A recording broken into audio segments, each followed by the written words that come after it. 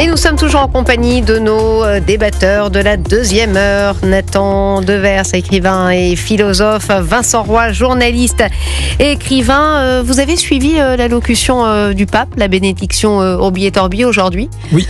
Oui. Alors, qu'est-ce que vous en avez pensé ? Ce qui est vraiment frappant, c'est qu'il y a un décalage incroyable entre le message de Noël et la réalité de la manière dont a pu être fêté Noël à travers le monde. Le message de Noël, le message christique, contrairement à ce qu'on dit, c'est pas une sorte de pacifisme mou consistant à dire on fait la paix, on n'apporte jamais de conflit, etc. Vous savez ce que dit le Christ dans les évangiles ? Il dit moi je n'apporte pas la paix, j'apporte la division. Et c'est un verset, il y a d'autres versets où il dit heureux les artisans de la paix, mais précisément dans la vision des évangiles, la paix, c'est un concept qui n'est pas consensuel. C'est un concept clivant. Parce qu'il s'agit, pour faire la paix, il faut commencer par, en quelque sorte, s'opposer à ceux qui veulent la guerre. Et qu'est-ce qui s'est passé cette nuit ? Nuit de Noël. Les Ukrainiens ont décidé depuis 2 ans de faire en sorte qu'ils fêtent Noël le 25 décembre, comme nous, et pas le 7 janvier, comme les Russes. Eh bien, cette nuit, les Russes ont décidé, en quelque sorte, de les punir, de leur gâcher leur Noël, en leur imposant un bombardement massif des dizaines et des dizaines de missiles sur les sites énergétiques, à Kharkiv. Il s'est passé en Syrie, à Hama, un sapin qui a été brûlé par des islamistes. Il s'est passé à Bethléem, Noël célébré dans une sorte de ville fantôme, sans festivité, sans sapin, sans guirlande, sans pèlerins, sans fidèles, sans rien. C'est d'une tristesse terrible, et dans chacun de ces 3 théâtres que je viens de citer, malheureusement, le message de Noël n'est pas entendu, n'est pas appliqué. Et dans ce cas-là, je crois que la position du pape, qui est parfois un peu consensuelle, quand il dit il faut faire la paix, Russie-Ukraine, comme s'il les renvoyait dos à dos, quand il renvoie dos à dos parfois certains camps dans certains conflits, peut-être qu'il n'est pas dans cette logique-là du verset que je vous ai cité, que pour faire la paix, il faut commencer par prendre conscience des divisions qui existent déjà dans les sociétés. Vincent Roy. Alors j'ai une autre vision, parce qu'il y a quelques années, le même pape jésuite disait dans les mêmes circonstances et en italien sempre possibile la pace. Et il y a quelque chose de, c'est exercé, il y a quelque chose de formidable là-dedans. Elle est toujours possible la paix. Évidemment, c'est comment faire en sorte que toujours on puisse la rendre possible. Et là, c'est un combat.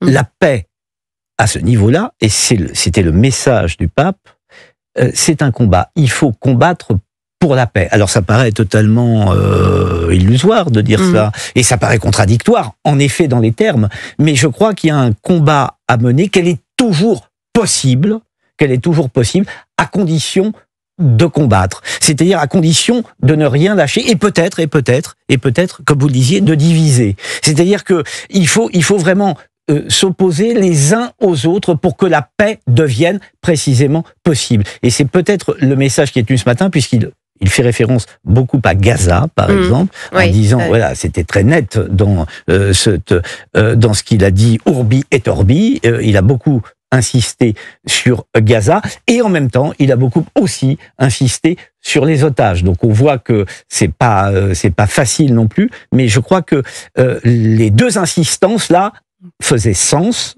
et qu'elle est toujours possible à condition qu'on accepte précisément ce combat qui peut la rendre possible. Nathan Devers, vous parliez des contrariétés, le mot est faible, de la chrétienté à travers le monde.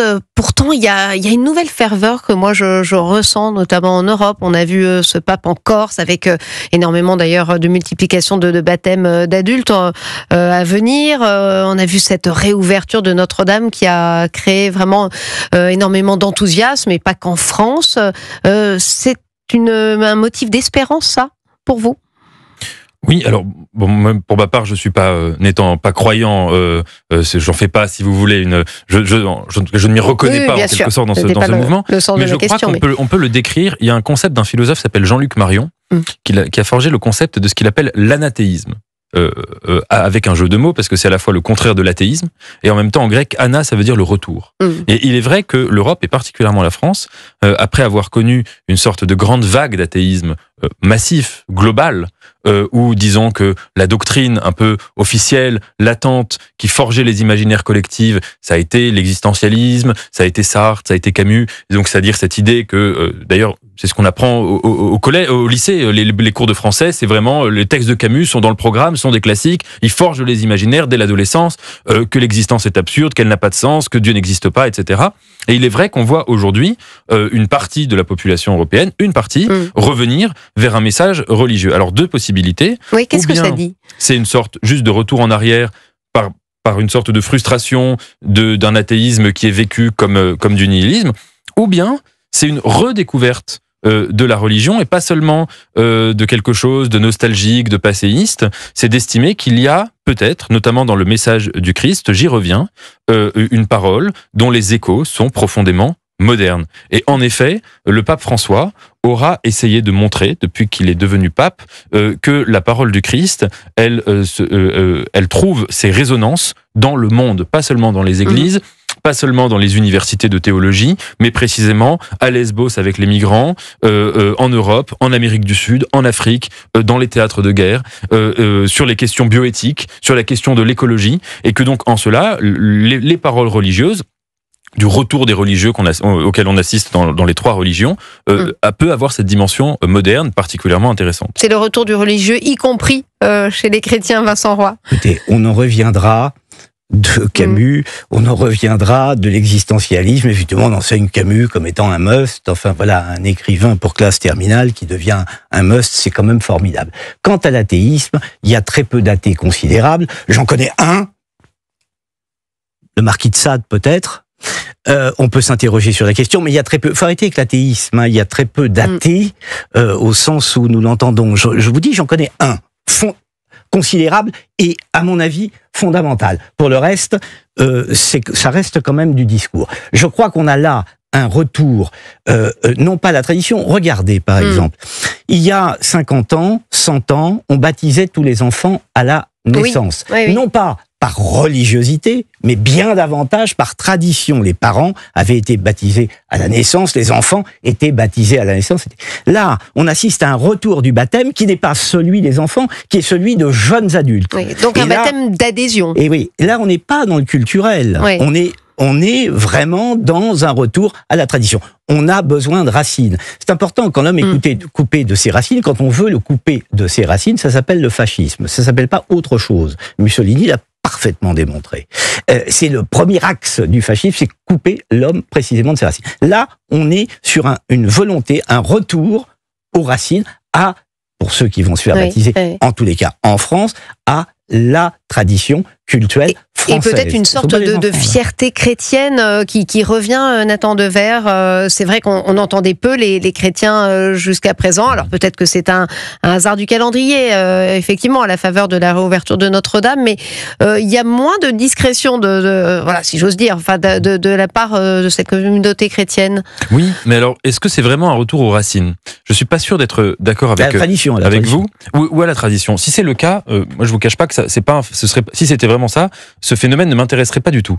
Parce que il me semble que dans ce cas-là, ce serait uniquement une sorte de poussée identitaire, de dire je suis né d'origine chrétienne, dans une famille chrétienne, c'est ainsi, c'est contingent, mais je m'y accroche. Moi, j'y vois plutôt autre chose qui est à mon avis l'inverse, c'est une attirance envers la transcendance. Alors en l'occurrence, une transcendance qui a des racines, mais je crois que, notamment dans la jeunesse, qui décide de revenir vers le religieux, quelle que soit la religion concernée, et en l'occurrence le christianisme, qui décide d'aller se faire baptiser à 20 ans, à 30 ans, etc., je crois que c'est moins par nostalgie envers des racines perdues, entre guillemets, que par attirance vis-à-vis d'une grandeur, d'un infini, d'un absolu, en l'occurrence celui de Dieu.